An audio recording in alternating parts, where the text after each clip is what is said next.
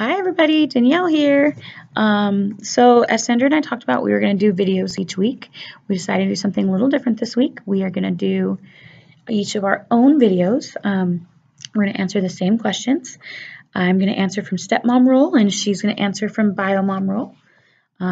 As you all know, I am Sandra's daughter's stepmom, and she is biomom, of course. So we do share one child. I have 3 of my own children and I'm pregnant with my 4th.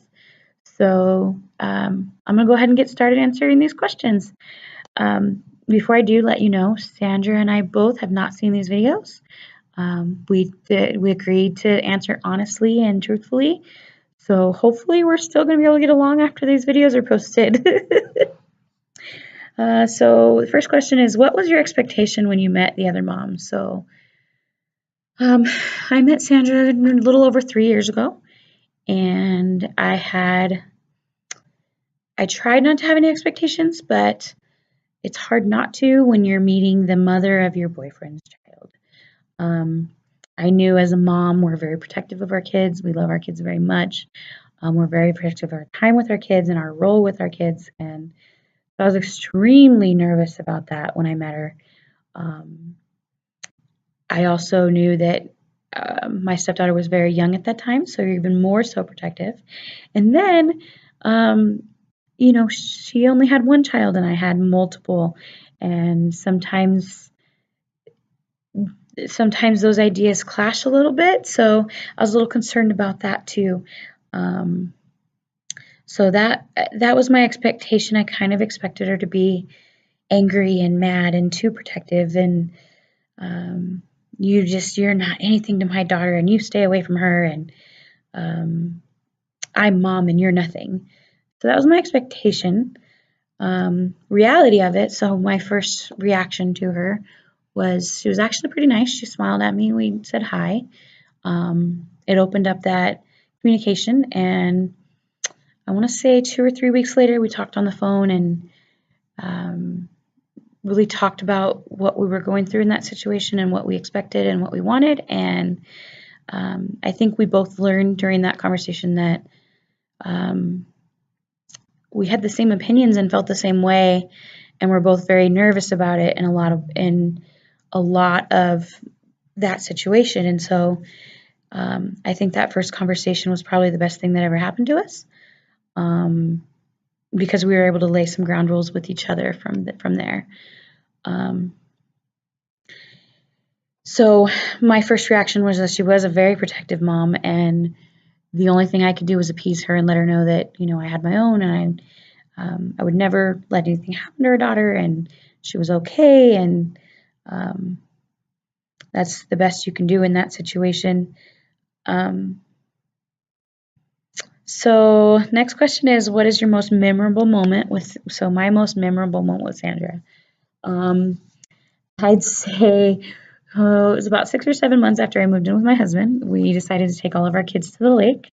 They were all very young, so 7 and under. And we'd bought them root beer. Don't forget the root beer.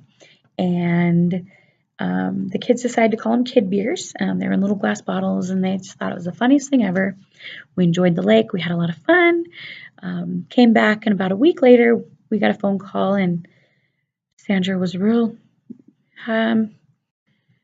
It wasn't a normal thing. She said, I think I'd like to talk to both of you. Can you both give me a call? So, of course, my husband and I kind of looked at each other and said, oh, no, what's happening? So, of course, we called her and went on speakerphone, and she said, well, our daughter said that you guys had given her beer while she was at the lake, and I just kind of wanted to know what was going on.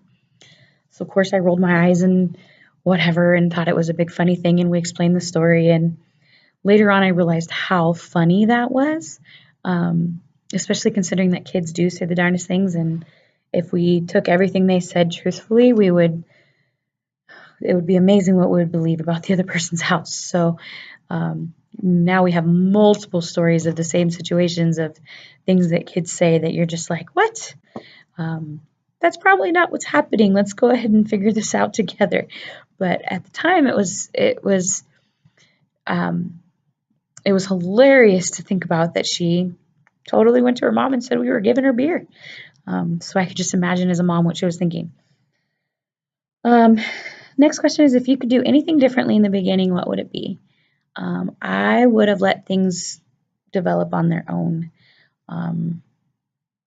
I was very nervous about my stepdaughter loving me. I was very nervous about my husband wanting or knowing that I was going to be there for her and I was going to be there for him. And I was very eager for Sandra to know that I wasn't trying to take her place. And, but I was trying to be this great, awesome thing for everybody. And I think it caused more stress on me than I needed to cause myself.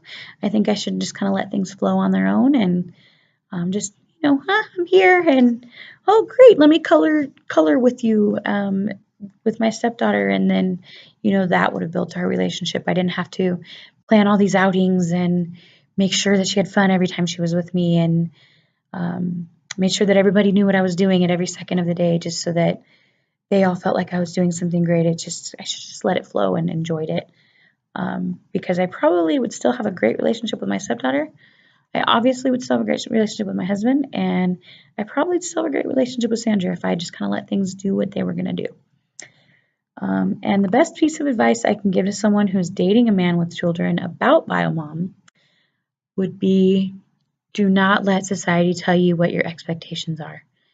If you listen to what society says, you're going to walk into a situation and you're going to turn it into that situation. You're going to turn it into a fight with biomom all the time. You're going to expect to be defensive. You're going to be protective of your relationship with your husband. If you just kind of walk in and look at each situation differently and really try to get along from the very beginning, I think that could help. And I'm not saying that's what's best for every situation, but don't let society tell you what your relationship is going to be, because that's not the case. Your relationship could be whatever you both want it to be, as long as you both work hard for it. And society expects biomom and stepmom to hate each other and not get along and not go near each other, and dad's always in the middle trying to fight it, and it doesn't have to be that way. So get rid of those expectations when you first meet them, and make it very clear, I'm not trying to take your role. I'm not your kid's mom. I'm going to be whatever your kid needs from me. And hopefully biomom will want that and see that and think that that's a good thing.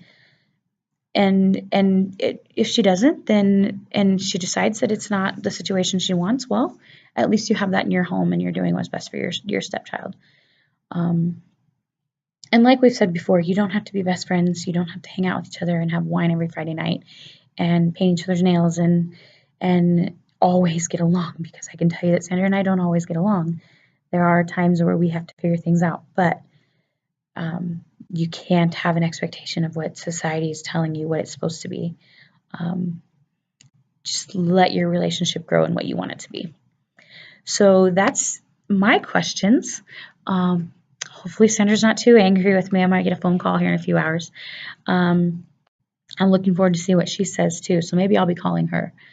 So if you guys want to go ahead and post comments or post questions, we're going to do another video together next week, and we'll see what that topic's about. So hope to see everybody soon. Bye.